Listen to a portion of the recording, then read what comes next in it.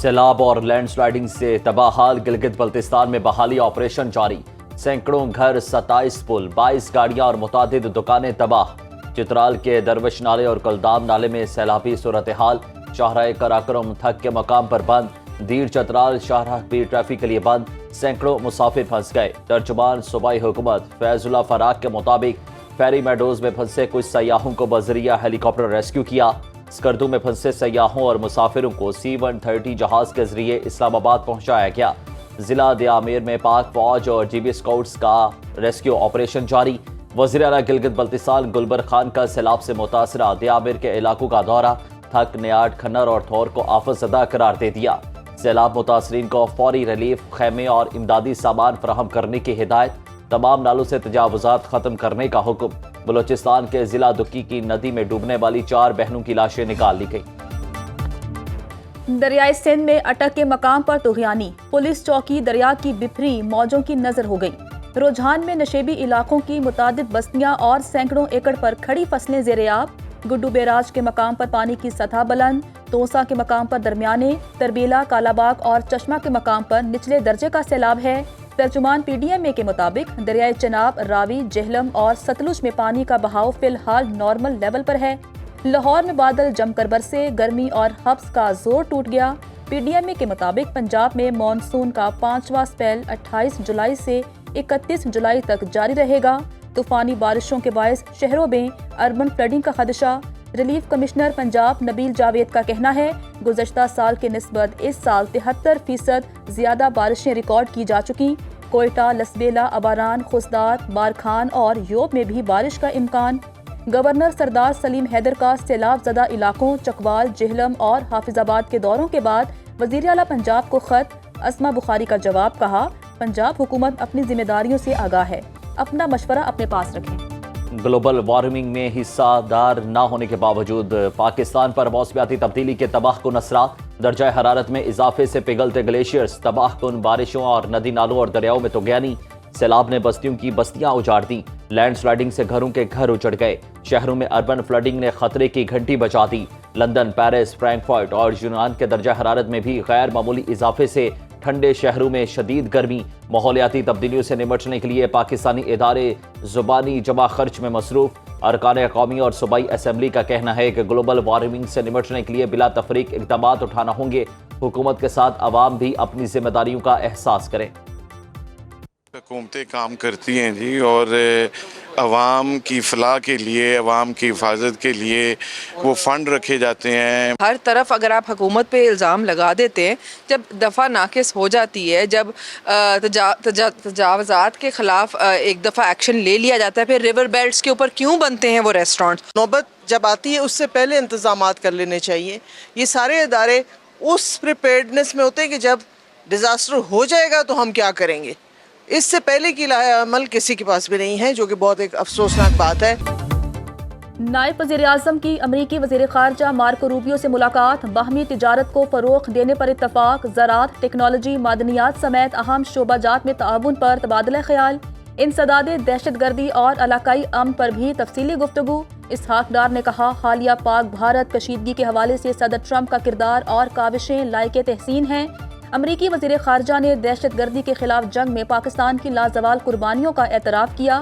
امریکی محکمہ خارجہ کے جاری بیان کے مطابق مارکو روبیو کا ایران سے ثالثی میں پاکستان کے مثبت کردار پر اظہار تشکر۔ ملاقات میں داعش، خراسان کے خلاف تعاون بڑھانے پر غور۔ دہشت گردی کے خلاف پاک امریکہ مذاکرات اگست میں اسلام آباد میں ہوں گے۔ ایڈ نہیں ٹریڈ چاہتے ہیں، امریکہ کے ساتھ جلد تجارتی معاہدہ ہو جائے گا۔ پاکستان امریکی کاٹن کا دوسرا بڑا خریدار۔ نائب وزیر اعظم کی اٹلانٹک کونسل کے زیر اہتمام تقریب سے گفتگو۔ فلسطین سمیت تمام مسائل کا حل ڈائیلاگ اور ڈپلومیسی ہے۔ پاکستان نے ایران اسرائیل تنازع میں ڈائیلاگ پر زور دیا۔ پاکستان کسی بلاک کا حصہ نہیں، افغان حکومت سے دہشت گردوں کے خلاف کارروائیوں کی امید رکھتے ہیں، نہیں چاہتے افغان سرزمین کسی دوسرے ملک کے خلاف استعمال ہو۔ پاکستان نے دہشت گرد شریف اللہ کی گرفتاری میں کردار ادا کیا۔ پاکستان نیوٹرل مقام پر بھارت کے ساتھ بات چیت کا منتظر ہے، لیکن اس کے لیے بھارت کو بلیم ختم اور اعتماد کو بڑھانا ہوگا۔ پاکستان اپنے پڑوسیوں کے ساتھ کوئی تنازع نہیں چاہتا۔ پاک بھارت سیز فائر میں امریکی کردار کو سراہا۔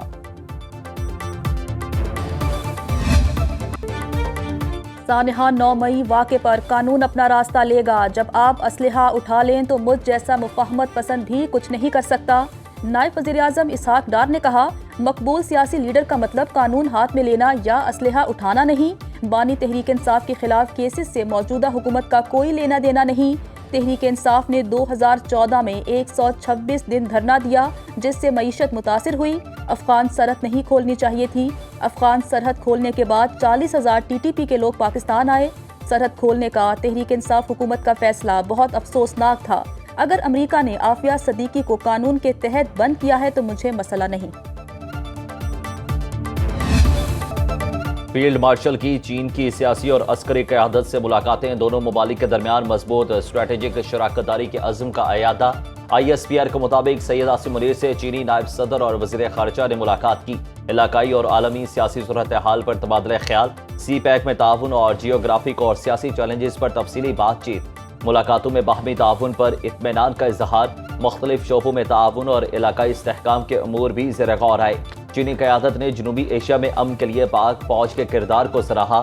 فیلڈ مارشل چین کے سینٹرل ملٹری کمیشن کے نائب چیئرمین سے بھی ملے. PLA ہیڈ کوارٹرز آمد پر فیلڈ مارشل عاصم منیر کو گارڈ آف آنر پیش کیا گیا. وزیر اعظم کی زیر صدارت FBR کی جاری اصلاحات پر جائزہ اجلاس. شہباز شریف کی FBR میں جدید اور عالمی معیار کے ڈیجیٹل ایکو سسٹم کی تشکیل کی منظوری. وزیر اعظم نے کہا ڈیجیٹائزیشن ہی نہیں نئے نظام کو تقویت دینے کے لیے پورا ڈیجیٹل ایکو سسٹم بنایا جائے. عالمی شہرت یافتہ ماہرین کی خدمات لینے کی ہدایت. مزید کہا مصنوعات کی مینوفیکچرنگ اور صارف کی خریداری تک کا تمام ڈیٹا ایک ہی سسٹم سے منسلک کیا جائے. FBR کی جاری اصلاحات کے ثمرات کی بدولت معیشت مثبت سمت میں گامزن ہے. نظام کو چین کی براہ راست ڈیجیٹل نگرانی کے لیے مؤثر بنایا جائے.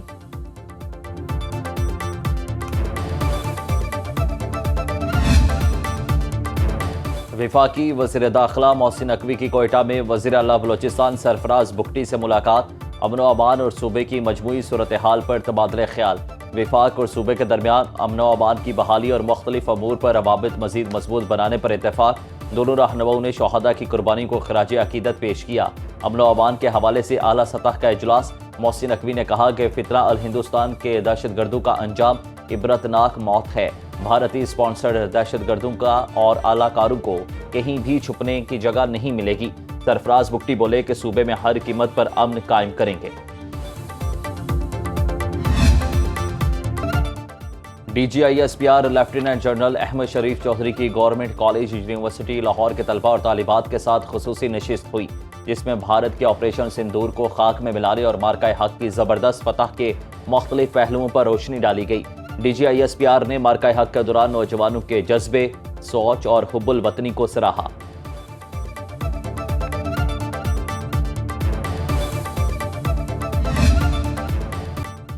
وزیر اعلیٰ پنجاب مریم نواز کی زیر صدارت خصوصی اجلاس. پنجاب میں 1200 دیہات مثالی گاؤں بنانے کے پروجیکٹ پر پیش رفت کا جائزہ لیا گیا. پائلٹ فیز کے 130 دیہات میں ترقیاتی منصوبے مکمل. ہر مثالی گاؤں میں 24 گھنٹے واٹر سپلائی، مکمل سیوریج اور ویسٹ مینجمنٹ ٹریٹمنٹ پلانٹ بنیں گے. مثالی گاؤں میں پختہ گلیاں، سڑکوں کی بحالی، چلڈرن پارک، شجرکاری بھی ہوگی. مثالی گاؤں میں گھروں پر نمبرز لگائے جائیں گے اور سائن بورڈز بھی نصب ہوں گے. وزیر اعلیٰ مریم نواز نے کہا کہ مثالی گاؤں کے تحت ہر دیہات کو مکمل طور پر ڈیولپ کیا جائے گا.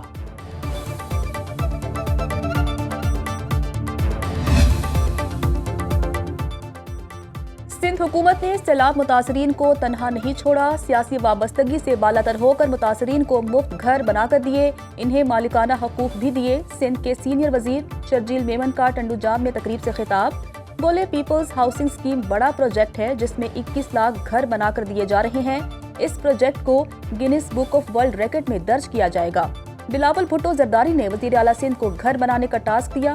عوام کو صحت، تعلیم، رہائش جیسی بنیادی سہولیات کی فراہمی سندھ حکومت کی اولین ترجیح ہے. پاکستان سٹاک مارکیٹ میں نئے ریکارڈز بننے کا سلسلہ رک گیا. اس ہفتے 100 انڈیکس میں 610 پوائنٹس کا اضافہ ہوا. مارکیٹ 1,39,207 پوائنٹس پر بند ہوئی. منافع کا حجم 171 ارب روپے رہا. 3 ارب 17 کروڑ شیئرز کے سودے 143 ارب روپے میں طے پائے. $74,80,000 کی غیر ملکی سرمایہ کاری کا انخلا ہوا. फॉरेन इन्वेस्टर्स ने 5 करोड़ 46 लाख डॉलर का माल खरीदा और 6 करोड़ 23 लाख डॉलर मालियत के हिस्से फरोख्त किए। मार्केट कैपिटलाइजेशन 16,688 अरब रुपए पर पहुंच गई।